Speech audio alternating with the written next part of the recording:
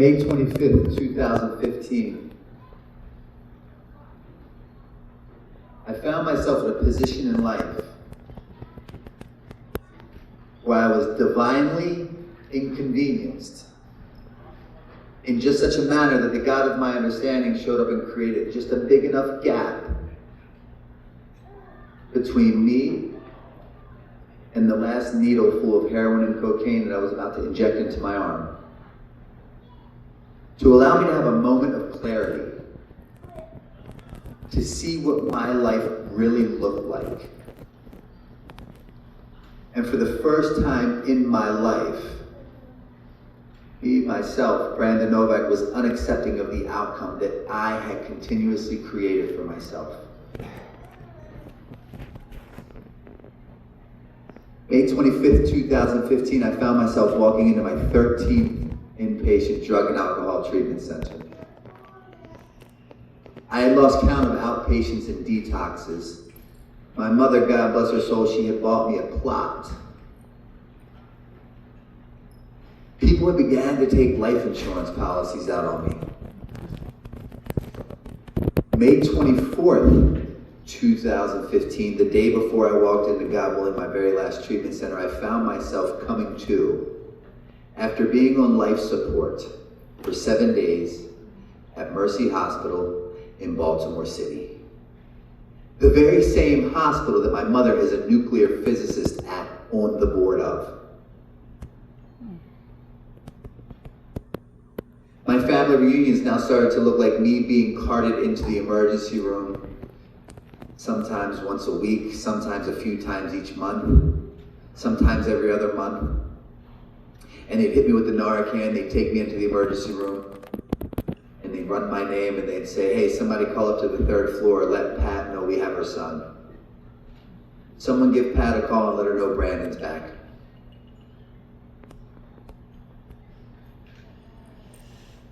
I had been medevac to 4 different hospitals in 4 different states from 4 different overdoses. My mother had sold 3 homes to financially pay for me to go to 2 different treatment centers. In the beginning of my alcoholism, my mother, God bless her soul, she's the MVP of my story. She's the reason why I'm on this stage today. But she would get on her knees and she would pray to God, please God, not tonight. Please God, for the love of God, do not let tonight be that night. Please God, do not let tonight be that night that I receive that call that my son has succumbed to his addiction and he's no longer with us. Please God, do not let tonight be that night.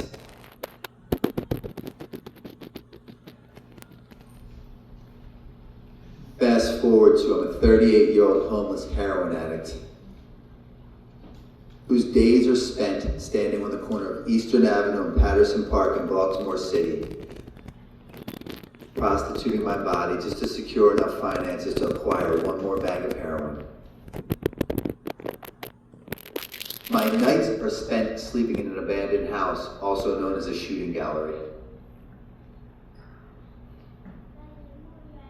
My worldly possessions, everything that I own in this world, consists of 8 scarves, 2 jackets, 3 socks, 1 stick of deodorant. It fits into a bag that doubles as my pillow, a needle, a spoon, and a restraining order. There's nothing more I want in this world than to kill myself, but I'm terrified to hurt myself in the process. I'm terrible at suicide because I keep waking up.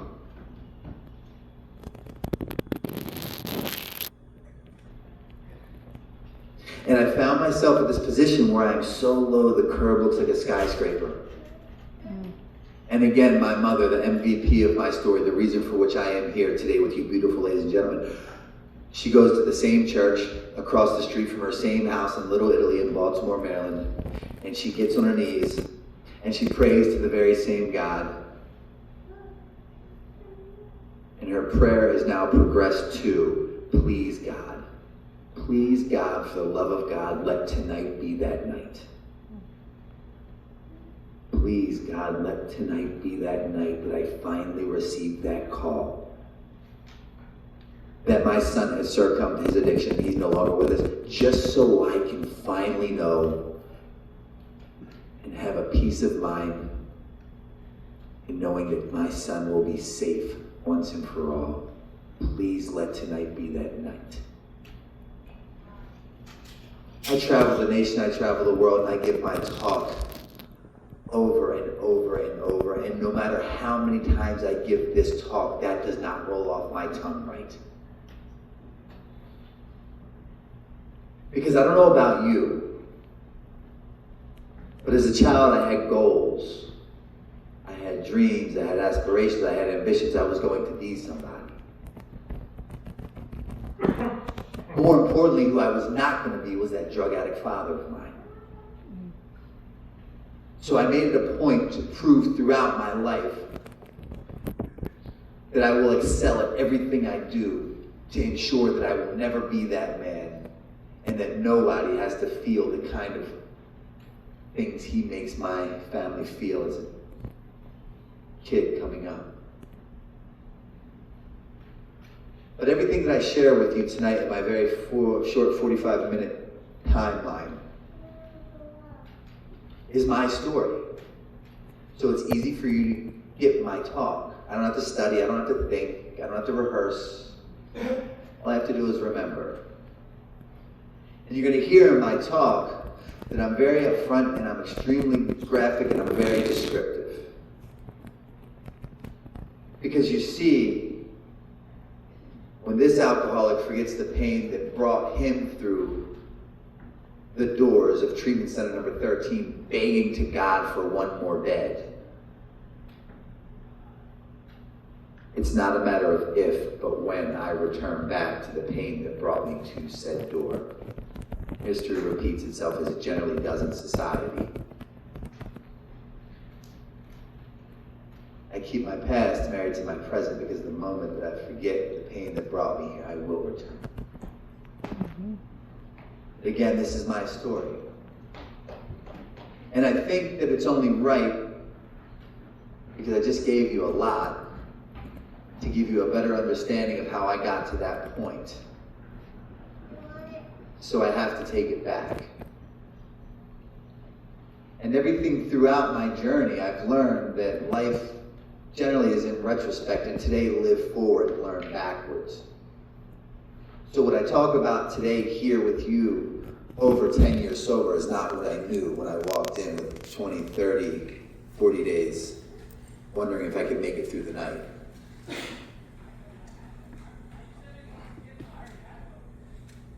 But I have to give you a bit of context of the kind of guy that I am. Give you a better understanding of why I think the way I think. Because you see, I've been diagnosed with this disease called alcoholism and addiction. And this disease that I possess, it lies to me on a daily basis in my own voice. And it always makes me believe the unbelievable. So whenever I walk into a room or a 12-step program or a place where I have to qualify to feel part of and let you know that I am one of, I say, my name is Brandon, I'm an alcoholic and I'm an addict. And generally what that means for me is when I put my hand up and I qualify, I'm an addict or an alcoholic, all that it means is that I'm defiant by nature, I hate authority, and I refuse to conform. And I don't know about any of you, but it's strictly because I've possessed this one job for the majority of my life. And this job that I've possessed, it places me in a lot of positions I don't like to feel, and it allows me to feel a lot of feelings I don't want to feel. And that job consists of knowing everything. So I come into a place begging for a helping hand or a new way to go about obtaining a better way of living, and you politely suggest to me what I might want to do in order to live, and I politely suggest why you should F off. Because I know. And the scariest thing in my story is that my resume states that I do know some things because I've done some things in this weird thing called life that some might equate to success, happiness, potentially even dream of doing.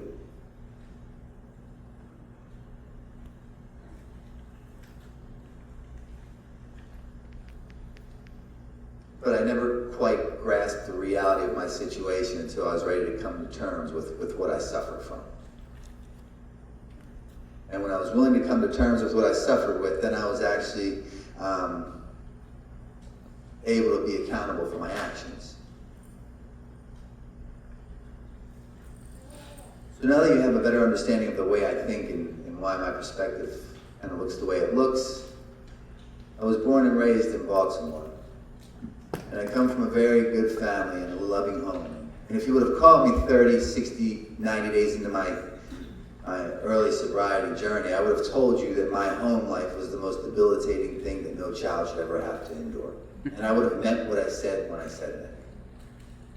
But the truth of the matter is, I've remained sober long enough to have a very clear perspective on my life and reality as a whole today, and I can see it for what it is. And what it is that I came from a great family that did the best they could with what they had.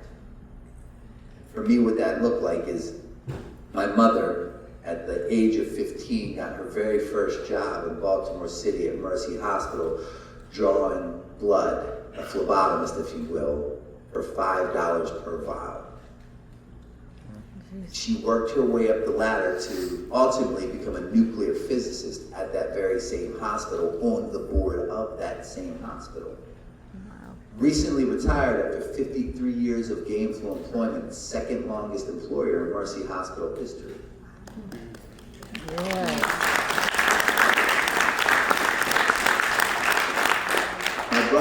My brother wanted to be an attorney his whole life.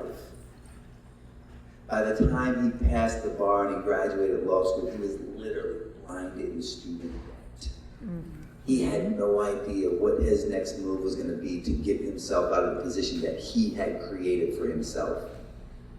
I can relate to that. Today, he's an attorney who resides at the White House practicing pensions and benefits. I had a father who was around just enough to let me know that he was not around. He never held a job a day in his life. And he taught me one thing in life, and that was if and when I went to prison, how to conduct myself. He ran with the Hells Angels. He was a biker. He was a rather unsavory kind of fella, if you will. And throughout his journey, he acquired the liking and the taste of crack cocaine. And ultimately, his body shut down, and he's no longer with us. So I live with that after-school special. I live with that cautionary tale of what not to become and things not to do. Right? Because my father, Jerome, was the nicest guy I know. Everyone loved Jerome except for his family. If he didn't come home to make dinner at 5 p.m. and we heard him and his biker buddies pull in the driveway at 3 and the key hit the lock, we shook like leaves because we never knew what we were going to get, but it wasn't going to be good. Right? So I could understand the psychic change that takes place upon an individual once they choose to ingest a drink or a drug. I saw it from a young age coming up, and that was when I made the decision that I was going to excel at everything that I did to never become that bum of a father. And I meant it. I, on the other hand, was blessed with the ability to receive my very first skateboard at the age of 7. And the moment that board touched my hand, I knew I was going to be a professional skateboarder. There was no reason for a plan B. There was no reason for a trait or an option. I'm the kind of guy that if I can believe it, I can see it. Therefore, I ate it, I breathed it, I slept it, I dreamt it. At 15, I'm the first skateboarder ever in the world to be endorsed by Gatorade. They fly me to Chicago to the Quaker Oats building where they make Gatorade at the time, and they take me to this big fat cafeteria where they're running all these experiments and tests on all these different sports players. They take me into this room, and I ultimately filmed this commercial with Michael Jordan. I'm now touring the world with Tony Hawk, and I'm designing my pro model skateboard. Now remember, this is my story. This isn't your story. This isn't his story. This is my story. And that's the intricate, delicate thing within recovery, is that all of our stories are different. The specifics of every one of our stories are absolutely different, but the end results are the exact same. We end up in a place where we're disconnected, disassociated, isolated, homicidal, suicidal, don't know how we got here, and don't believe that we can get out on our own.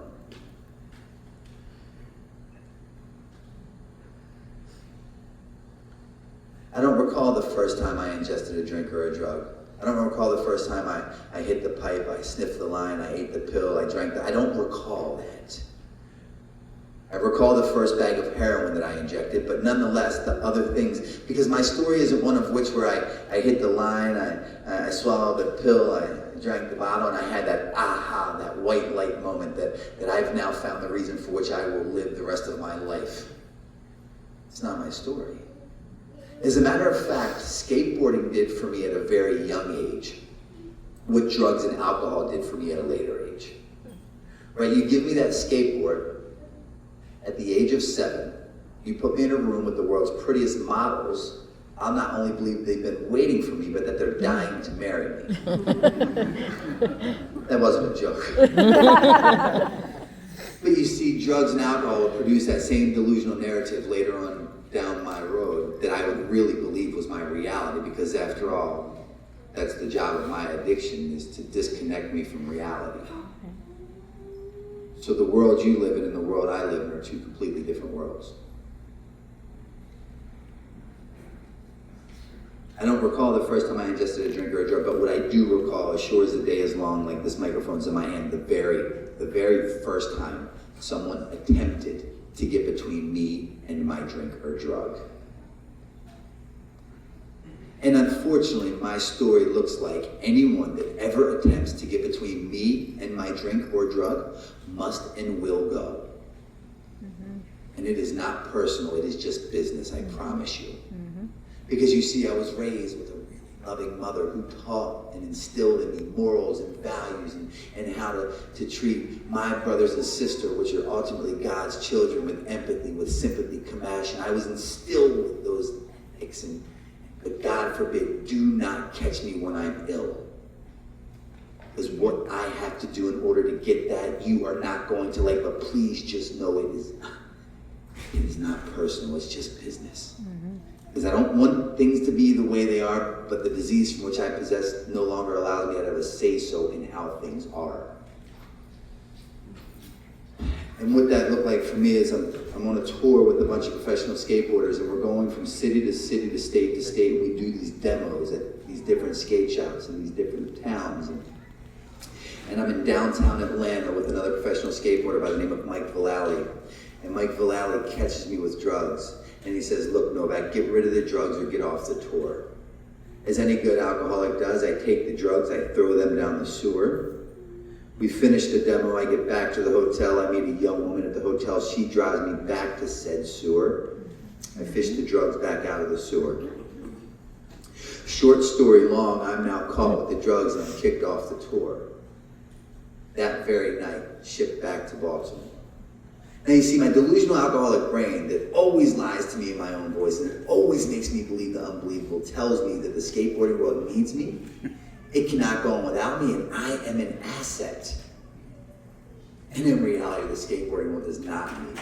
It goes on quite fine without me, and I am a liability. But you see, I'm the last person to come to that realization because I possess that job that consists of knowing everything. The very following morning, my mother opens up my bedroom door. She throws the phone to my hand. I put the revolver to my ear, and it's Tony Hawk. And Tony said, look, Novak, we have one of two options we could do with you. We could put you into treatment. We can save your life. You can continue to skate for Pal Peralta. Or you can quit the team. From 7 to 17, I ate it, I breathed it, I slept it, I dreamt it. I had become it. I had achieved everything that I ever dreamed of at a really young age. And now I am on the phone with the equivalent of like a 6-year-old talking to Santa Claus. Tony Hawk is attempting to stand between me and my addiction. Go to treatment, save your life, continue to skate for power, you can quit the team. I don't have a breath of fresh air in my lungs when I said, you know what, I quit. The disconnection from reality that's already taken place at such a young age, and I have no clue. Right? And looking back, I'm a really smart guy, and this is the one blanket statement I will make for anyone in this room that's in addiction, in alcoholism, or in recovery. We did not get here because we took the short bus to school. Quite the contrary, we get here because we're too smart for our own goddamn good. Right. And then I land in a seat of a 12-step meeting of an inpatient program that literally has the ability to save my life, and I outthink myself right out of it.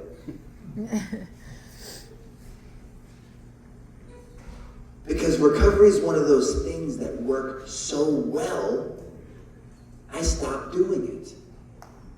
Think about that.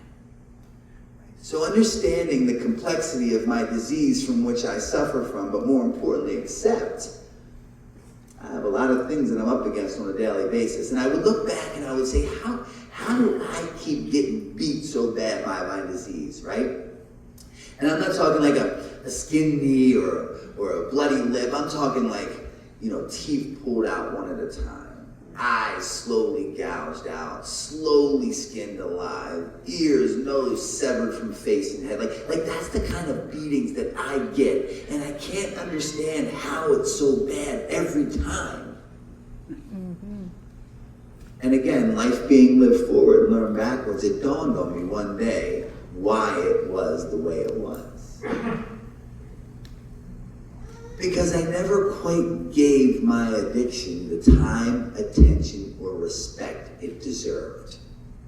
I always fast-tracked the process to fit my narrative because I wanted what you recovery people had, but I needed it in a much tighter timeline. Without quite going to the extremes that you do. And I believed that I could obtain that. I really did.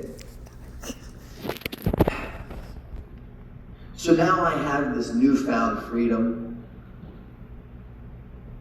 Tours are no longer being booked. Flights are no longer being scheduled. Video parts are no longer being produced. Packages of products are no longer being sent to my house. Because in order to achieve such simple things like that within my world, I have to have conversations with some pretty high-functioning people within the skateboarding community and have conversations, and we throw around words like honesty and reliable and dependable. Mm-hmm. And those words do not help me get one more, so I avoid it at all costs. And about 2 months into this newfound freedom that I have, there's a knock on my bedroom door. I open it, it's my mother and my girlfriend. And my mother says to me, "Brandon, we have a great idea for you." I said, "What's that?" She said, "We'd like you to go to treatment." I had just turned this offer down from Tony Hawk. What in the world would make you think I'd accept it from my mother? But I think about it for a second and I said, you know what, that's an amazing idea. A, I have the time. B, I'll report to said treatment center. And I'm gonna report back to my mother and my girlfriend why I'm not you nut jobs, nor will I ever be. Right? This has all just been an overreaction at best. They just simply called me at a bad time on a bad way and a bad day. Tomorrow is going to be different. Tomorrow is going to be the day that I do what needs to be done in order to change my outcome, change the behavioral pattern. Tomorrow is the day. Strap me up to a polygraph. I will have every police officer within the state of New York patting me on the back, saying, "Mr. Novak, if everyone was as honest as you are, New York would be a safer state to live in." That's how much I believe when I tell you that tomorrow is going to be the day. Yep. Tomorrow is the day that things change because I can't take this pain anymore. But unfortunately, I wake up tomorrow to repeat yesterday's actions. I'm stuck in Groundhog's Day for 22 years. But nonetheless, one of the best magic tricks I've ever seen take place before my very eyes. The moment that I agreed to go to that treatment center, my mother appeared in my room with a bag that was already packed for 30 days stay. Next thing I know, I'm in the back of her car and they're whisking me away to the very first treatment center I have the pleasure of entering in Baltimore City at 17 years old. They take me up to this very strange, uninviting kind of cold building, and they drop me off. As quick as they get me there, they leave. And this nice elderly lady's outside waiting, and she said, "Mr. Novak?" I said, "Yes, ma'am." She said, "Come with me, sweetheart." And I followed this woman into a cafeteria that was similar to this room, but there wasn't a soul in sight. Real bright interrogation style lights shining down on me. I'm ill as a research monkey. I'm detoxing off heroin. And she said, "Wait right here, sweetheart. I'll be back to get you." And she leaves. I'm in a strange place, hearing strange sounds, seeing strange people, feeling strange feelings. And out of nowhere, this older black gentleman walks into the cafeteria, and he walks directly up to me. He said, "White boy, what are you doing here?" I said, "Heroin." He said, "How old are you?" 17. And he looks at me and says, "Do yourself a favor. Don't turn 18 in a place like this." And as quick as he came, he left. He nor I had no idea the significance of that simple conversation was ever going to have on my life. Mind you, I only came in here to prove a point why I didn't need to come here. I only came here to let my mother and my girlfriend know that I am not you people. Overreaction at best. You took shit too far. I can drink and drug successfully. They just got me at a bad time on a bad way in a bad day. After all, you people are my father. I can't stand you. Focusing only on the differences, not the similarities. I refuse to pair, more importantly, find commonality. You know what I can tell you about that older black gentleman? Where the 4 teeth were placed in his mouth. Because you see, at the time I had all mine. He's black, I'm white. He's 70 to 75, I'm 17. He smokes crack, I successfully do heroin. He's homeless, I live with my mother and my girlfriend. God bless that man. I'm so grateful he found the answer for which he's in search of. You know what I can't tell you about that facility? I can't tell you my therapist's name. I can't tell you about that relapse prevention packet they're shoving down my throat. Those healthy and unhealthy boundaries they're trying to instill in me. Because if I can tell you about those things, it means that I can relate to who you are, and maybe I belong, and I want no part. I successfully complete that 30-day treatment center. Check this out. I don't turn 18 in a place like that. Typical. Another old junkie, just like my father, thinking that he could predict my future. I hate you even more. But don't lose me.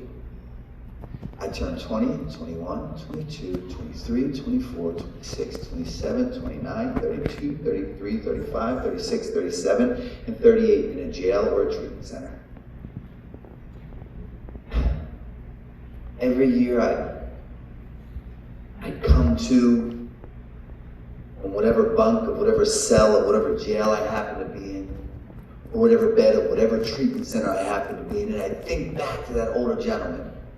And I'd say to myself, maybe if me, myself, Brandon Novak, would have listened to that man with an open mind and an open heart, I would not continuously find myself in this situation year after year after year after year. Meaning that it was fully self-induced. I had now created or painted this picture for which you view me in. Time got away from me. I'm supposed to stop at 6:45. I'm just getting started. You're going to have to bear with me. Keep going. In between all these years, I'm in and out of treatment. I come into a 12-step program and I loiter with the intent to recover. I right? I'd be willing to get a sponsor. I'd be willing to hang out with other recovering, like-minded people. I'd be willing to get a home group, a place where you guys go congregate once a week to talk about the things you're going through in order to find power in numbers, to overcome your adversities. But they'd always say, I'm going to need you to also, before you leave my office, Mr. Novak, the therapist would always say, Mr. Novak, I'm going to need you to go ahead and experience the 12 steps. And I'd say, without fail, beginning to sense a theme of overreaction. It's Christmas Eve. It's 2008. It's like 35 degrees at best in Baltimore City. I'm in a shooting gallery. I'm huddled in a corner. I have a 3X white t-shirt on, a pair of size 38 jeans with some Timberland boots. My arms are tucked into my shirt, my head's tucked into my shirt, and my shirt's pulled over my knees, and because it's the only thing I can do to produce heat on a cold, dark Christmas Eve night in this abandoned shooting gallery. How did I get here? My mother's a nuclear physicist, my brother's an attorney in the White House, my father dies a direct result of disease of addiction. First skateboarder endorsed by Gatorade, did a commercial with Michael Jordan, toured the world with Tony Hawk, and did some things at a young age that people would accredit to success, happiness, potentially even dream of doing. The reality, the stark reality of what my life looks like to this point is I've now been in 8 inpatient treatment centers. I've long lost count of outpatients and detoxes. My mother has bought me a plot.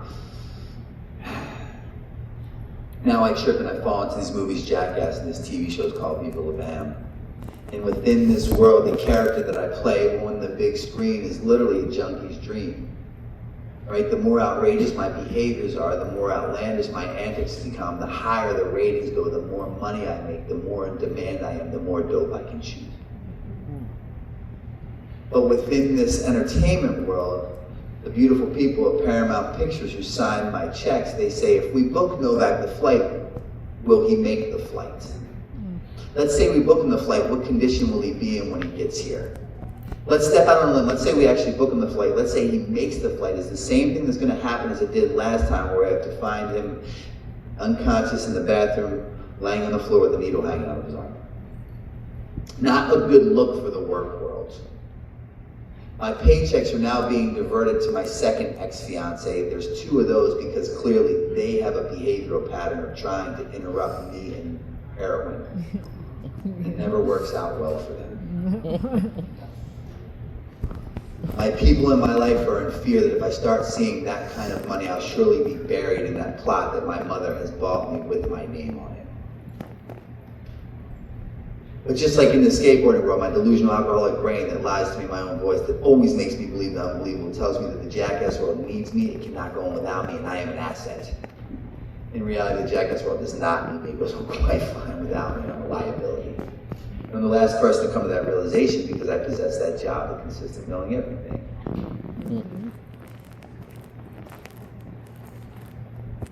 Why would I go to treatment center number 9? What's number 9 going to teach me that number 8, 7, 6, 5, 4, 3, 2, or 1 missed? I'm no fool by any means, pride myself being an outside-the-box thinker. Why give that bed to someone more deserving? Because you see, I'm kind of cut from that cloth where I'm constitutionally incapable of getting honest with self and others. Therefore, it's impossible for me to grasp this thing called recovery because I feel like I'm so internally unique. My disease is doing exactly what it's supposed to do, which is separating me from solutions, separating me from community, and telling me that I don't need you guys and you guys can't help me. It's doing exactly what it's intended to do. So I have a plan. I'm not going to waste my time. I'm not going to waste your time. Give that bed to someone who's more deserving. I'm not going to treatment center number 9. I have this plan, and this plan is going to work. I'm going to move to Helsinki, Finland.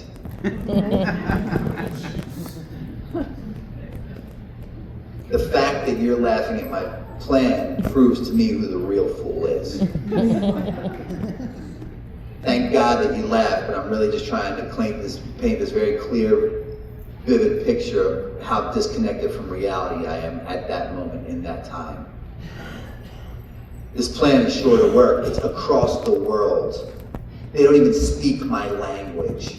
I'm going to go there, I'm going to regroup, I'm going to rebrand, I'm going to reassess, I'm going to reevaluate my life. Because I don't like the results that I'm receiving in Westchester, Pennsylvania, or Baltimore, Maryland. From a very young age, my mother used to tell me, show me who you walk with, I'll tell you who you are. Which in one of my many therapist offices, one of my many treatment center attempts, me believing that one of my therapists always would say to me, social acceptability equals personal recovery.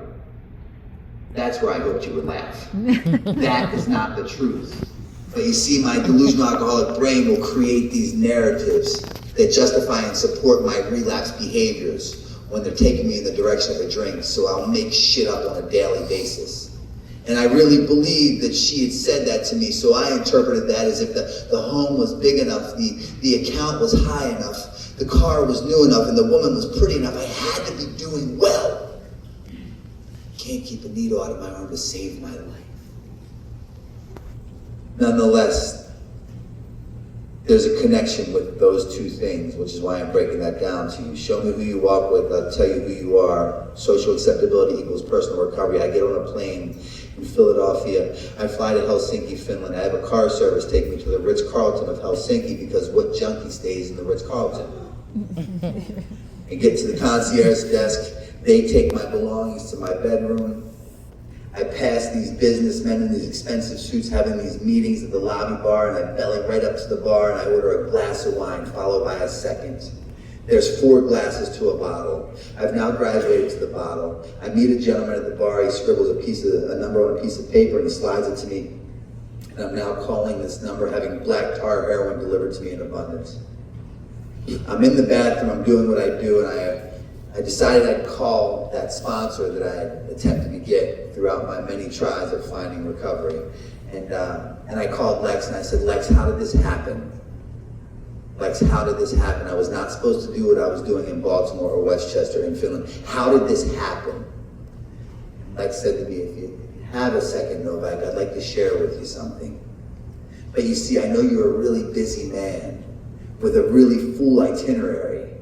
And after all, these international calls can become quite pricey. We've been talking for a little while now. And I said, what, Lex? I could understand what he was doing. And he said, I guess you forgot or skimmed over the part in the book when we were discussing that geographical change does not equate to recovery. You can't shake your shadow. You take you with you everywhere you go. I put you in Delhi, New York, you shoot dope. I put you in Helsinki, Finland, you shoot dope. I put you in Florida, you shoot dope. I send you to London, you shoot dope. Your mother dies, you shoot dope. Your baby's born, you shoot dope. These therapists toss around these fancy words called triggers. Don't they understand that my triggers are when my eyelids open? I will justify why any time, feeling, place, or sensation makes sense to get high over. I've seen you do it. He said, if you have another second, Novak, I'd like to just get 2 more minutes of your ear. I'd like to just break one more thing down to you. But again, we've been talking for a while. The international call, quite pricey, busy itinerary. Like, I don't want to interrupt your plan. What, Lex? He said, I want you to do me a favor. He said, I want you to stop what you're doing. He said, I want you to pull that needle out of your arm. And I want you to lift your head up. And I want you to stare directly into the mirror in front of you. And I want you to tell me what you see. And he said, better yet, don't say a goddamn word. I'm going to tell you what you see. Right now, for the first time in a long time, you are staring directly into the eyes of your problem. You are your problem. That needle hanging out of your arm is merely the solution to every one of your problems. And for one of the rare handful of moments of time in life, you're allowing me to stand between you and your solution. And at this exact second, you feel like a stranger in your own skin, trying to figure out who let you in, and more importantly, why. I said, you know what, Lex? These international calls are quite pricey.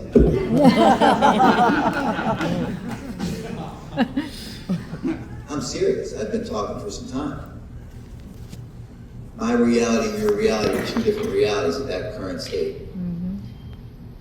So So I leave that bathroom, I go back to the concierge desk, they get my belongings. I don't even have the pleasure of entering into my room. I get back to the airport and I fly back to Philadelphia because Finland is my problem. My mother's a nuclear physicist, my brother's an attorney in the White House. Father dies a direct result of the disease of addiction. First skateboarder endorsed by Gatorade, commercial with Jordan, touring the world with Tony Hawk, designing my pro model skateboard. In these movies that break box office records every time they enter. Done some things in life that one might equate to success and happiness, potentially even dream of doing. The stark reality of my existence looks like this. I've now been in 11 inpatient treatment centers. I've lost count of outpatients and detox. My mother has bought me a plot. People have begun to take life insurance policies out on me. I'm about to end up on life support for 7 days, but not quite yet because I have one more plan. My mother has sold 3 homes to financially pay for me to go to 2 different treatment centers. I've been medevac to 4 different hospitals in 4 different states with 4 different overdoses. How do I get here? How do I get here? I get here because I sit there with a closed mind and a closed heart, comparing out, focusing only on the differences, refusing to accept the similarities. Why? Because I'm defiant by nature. I hate authority. I refuse to conform. After all, I possess this job that consists of knowing everything. That's how I get here.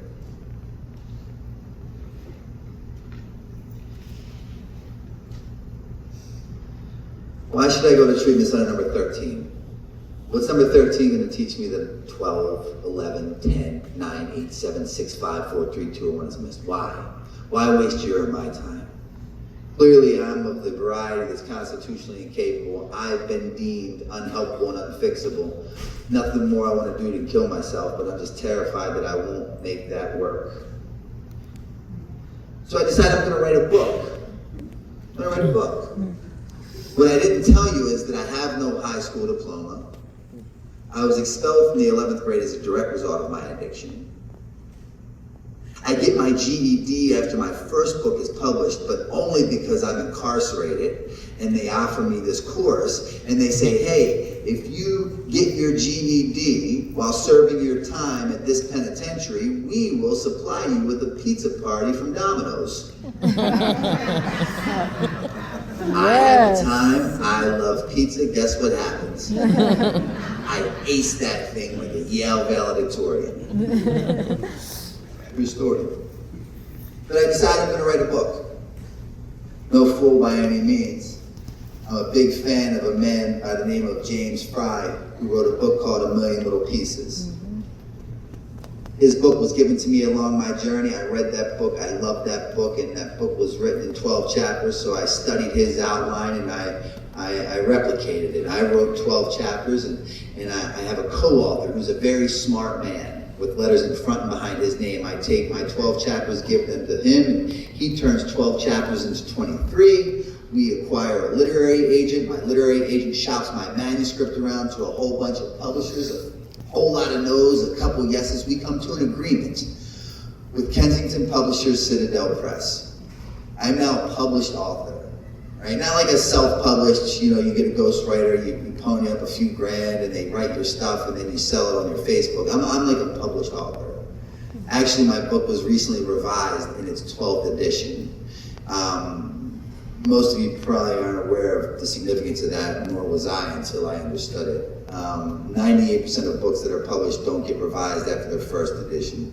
I've had new covers, new endings, new epilogues, bonus chapters added because the thing keeps selling. It actually became a New York Times top 10 seller. And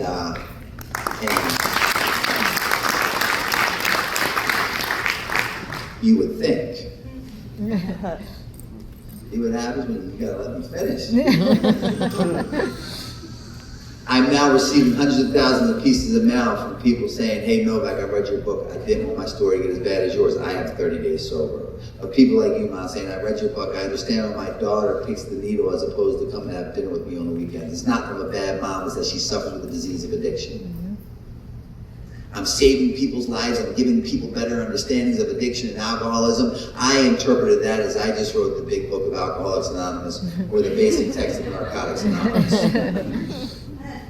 But what I forgot to tell you is I wrote that book while sniffing endless amounts of cocaine and drinking bottle after bottle of red wine.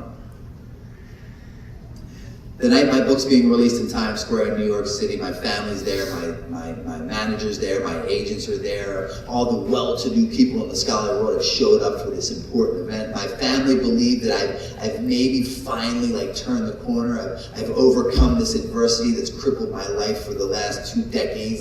Like maybe they have their son or their brother back, that the sun is on the horizon, things are about to get better. And what they don't know is that I don't have any dope that day.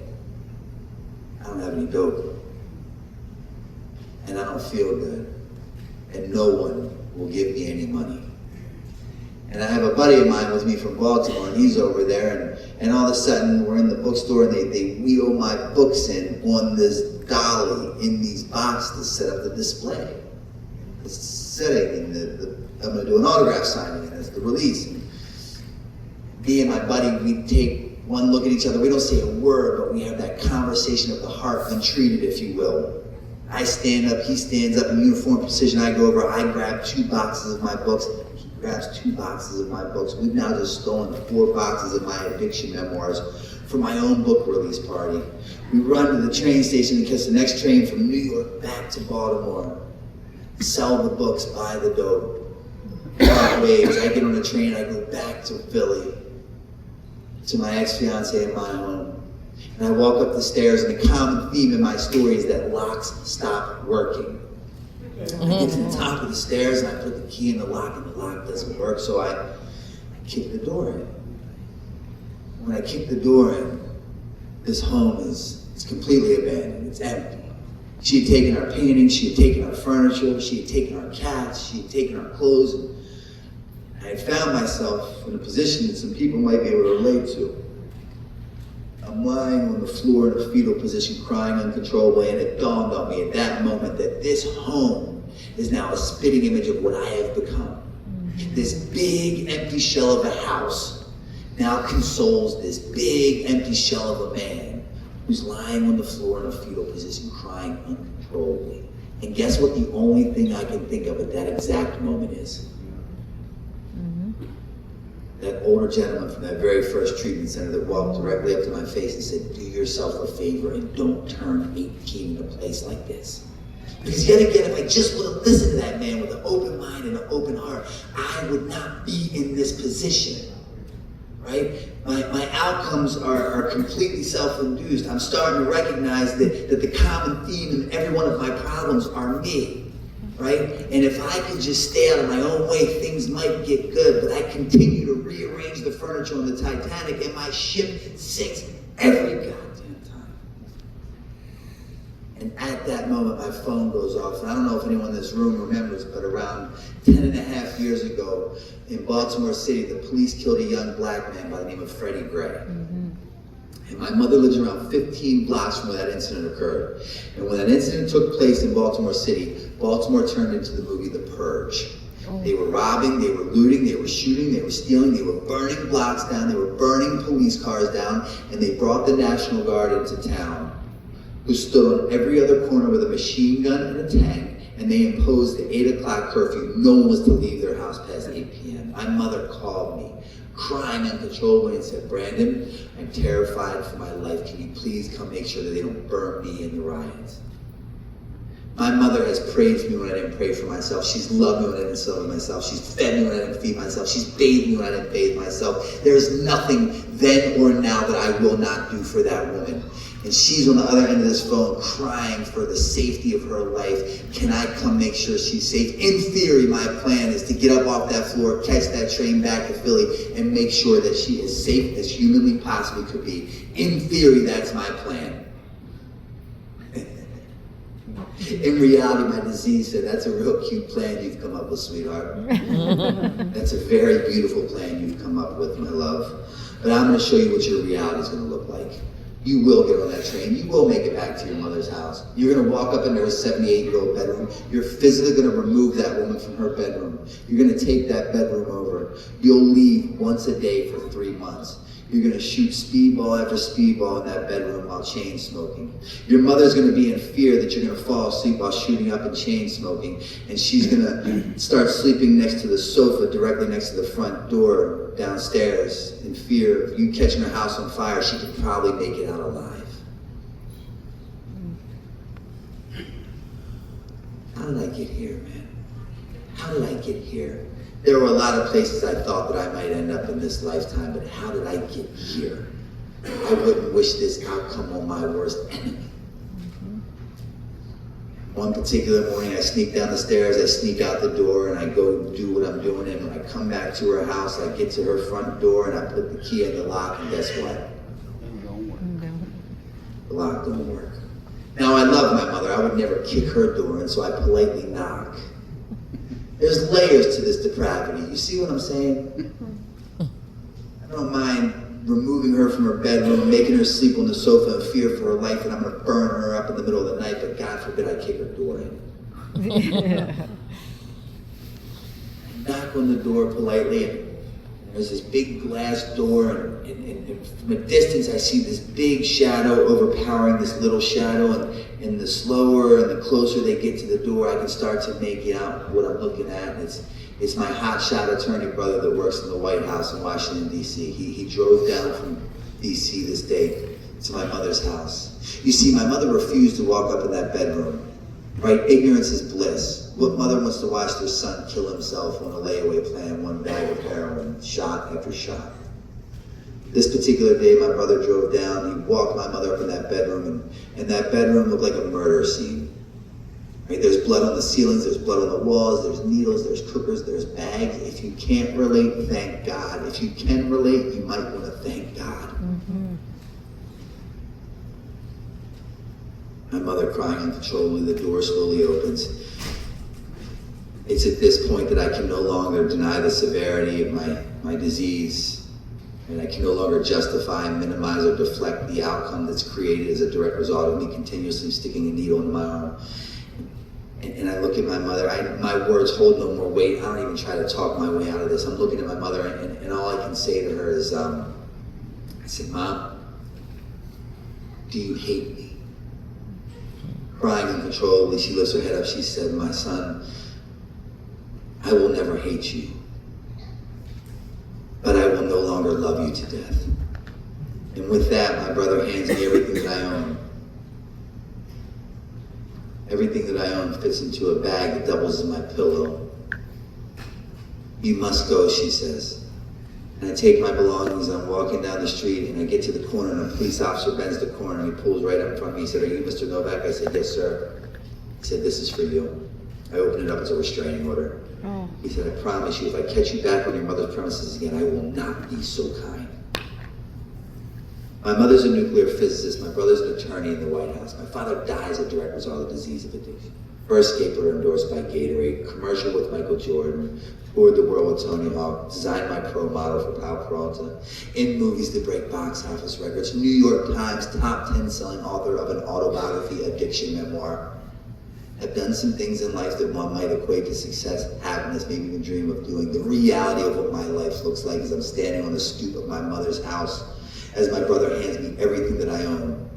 8 scarves, 2 jackets, 3 socks, a stick of deodorant, a needle, a spoon, and a restraining order. Fits into my bag that doubles as my pillow. I'm about to walk into my 13th inpatient treatment center. I've lost count of outpatients and detoxes. I just came to after being on life support for 7 days. I've been medevac to 4 different hospitals in 4 different states with overdoses. My mother's prayer now consists of, God, please cure him or kill him because we can't take this anymore.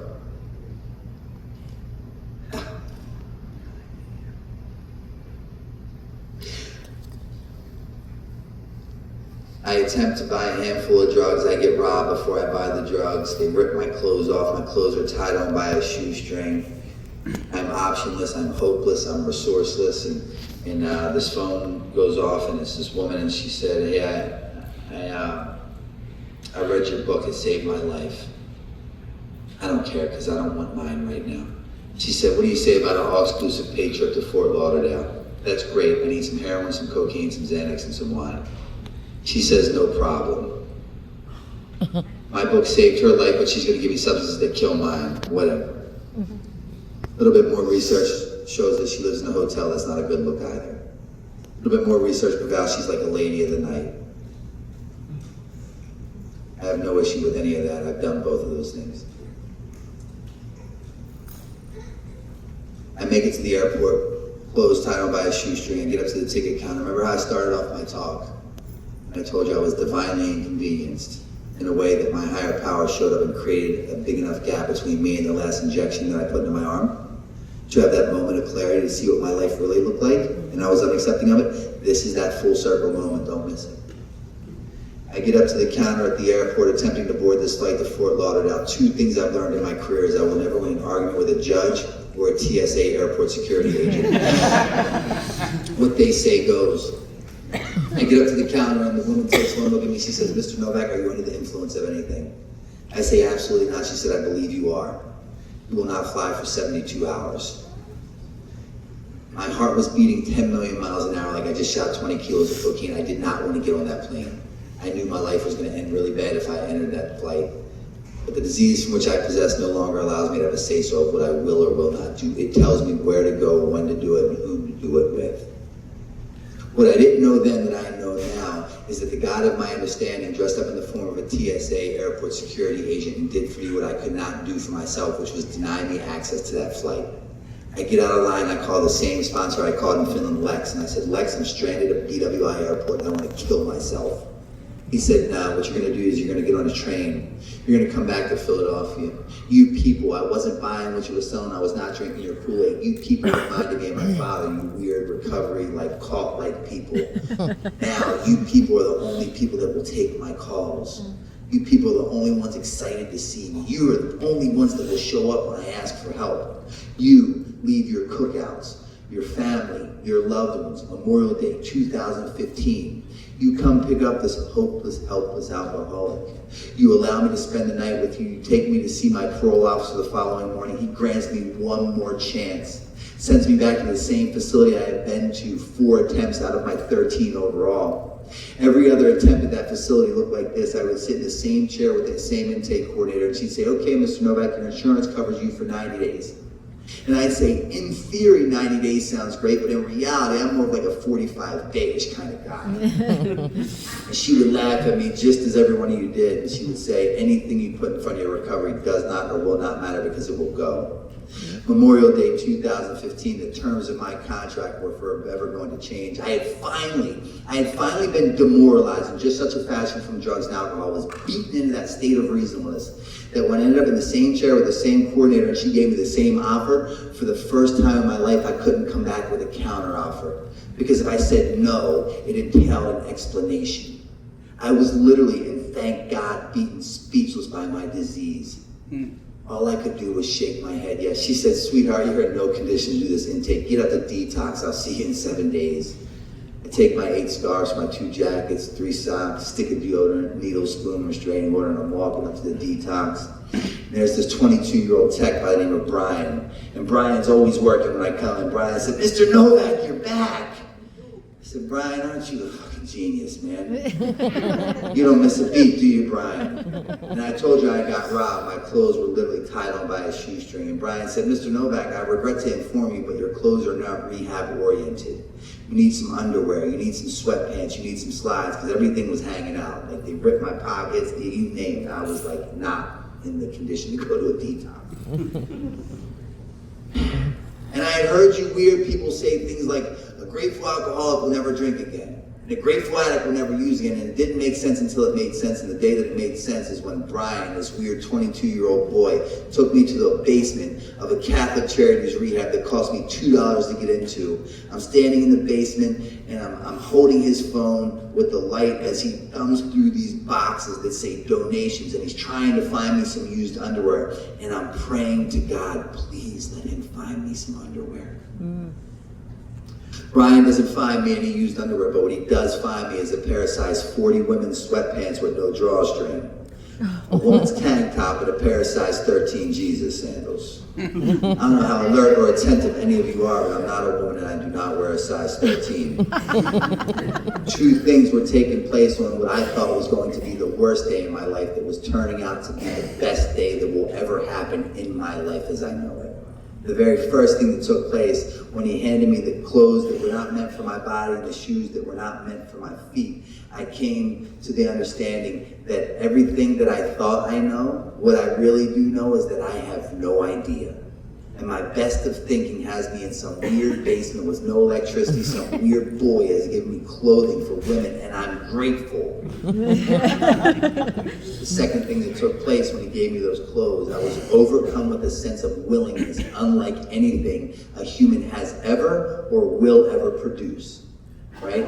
What I said earlier, my life is live forward and learn backwards. And what I didn't know then that I know now, that day in that basement, I met the God of my understanding face to face as a direct result of that gift of desperation, who provided the willingness that I had never found prior to it. Never so excited to get upstairs, get a shower, get that Baltimore City smell off me, put women's clothing on, successfully complete that 90-day treatment center. Things they taught me in that 90-day facility were that, like, if I changed my perception, I could change my world. And that one day my defects, the very same thing that was killing me, one bag, one bottle, one needle, pipe, could become my assets.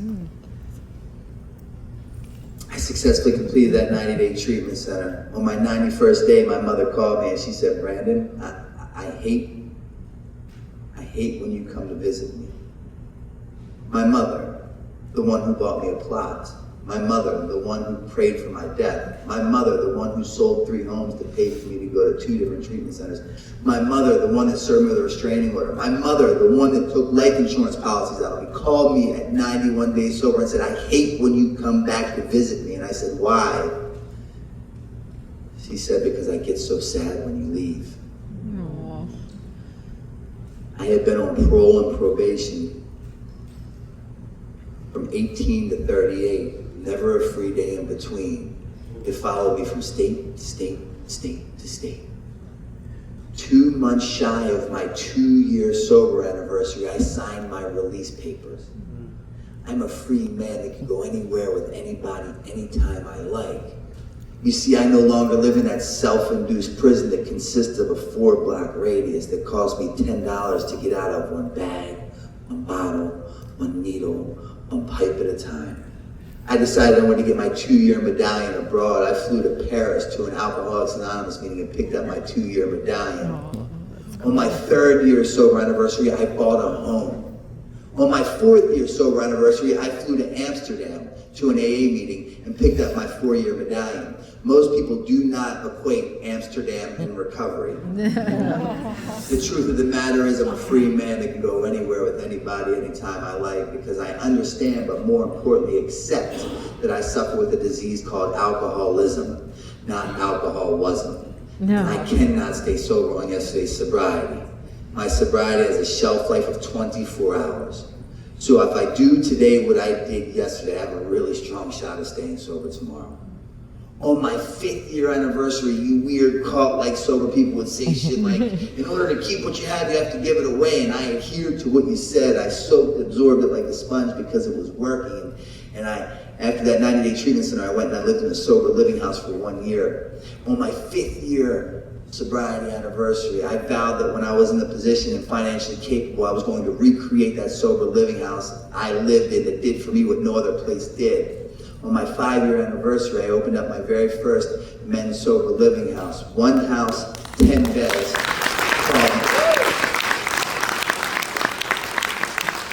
One house, 10 beds, called Novak's house in Wilmington, Delaware. Today, there are 7 houses with 70 beds, and I travel the nation, and I give talks, and I raise funds in order to provide scholarships for anyone in need. I refuse to let finances be a deterrent as to why someone can't follow through with the continuum of care after completing an inpatient level of treatment. Yeah.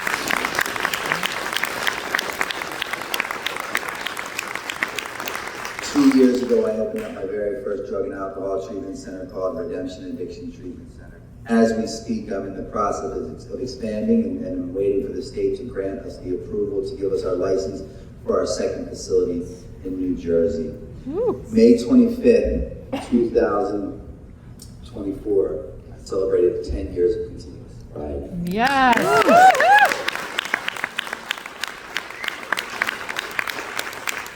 What I've learned in my journey is that the disease of addiction is not a death sentence. Your history does not have to dictate your future, but it can absolutely guide and direct it. As long as you're breathing, it is never too late. The truth of the matter is sobriety has given me everything that drugs and alcohol ever promised me. I'm going to close with this story. There's this father, and he's working from home, and he's swamped in paperwork, and he's watching his kid. His kid keeps banging his dad on the knee. Dad, take me out to play, take me out to play. Father overwhelmed with all this work, trying to figure out something to do to distract his son. To finish the work, he walks into his office, and in his office on his desk is a big picture of a puzzle of the world map. And the father thinks to himself, I got it. And he walks over to that desk, and he completely dismantles the picture of the puzzle of the world map, and he throws it on the floor in hundreds of pieces. And he says, son, when you put that picture of the puzzle of the world map back together, I'll take you out to play. Father leaves that office, surely thinking he just bought 4 days, no questions asked. Not even 2 hours later, that kid comes back, Dad, I did it, Dad, I did it. Dad's thinking to himself, impossible. Dad walks back into that office as sure as the day is long, the picture of the puzzle of the world maps put back together. Father, in complete disbelief, said, son, how'd you do it? Son, how'd you do it? Son looked at Dad and laughed and said, Dad, this was so simple. Dad, this was so simple. You see, this whole program of ours is a very simple program designed for overly complicated people who are prone to fixing shit that's not broken. It's so easy, I miss it. Dad, it was simple. Dad, it was simple. You see, Dad, on the back of the picture of the puzzle of the world map was a picture of a man. I put the man back together, the world fell back in place. Oh. Together we stand, divided I don't stand a chance. My name is Brandon. Thanks for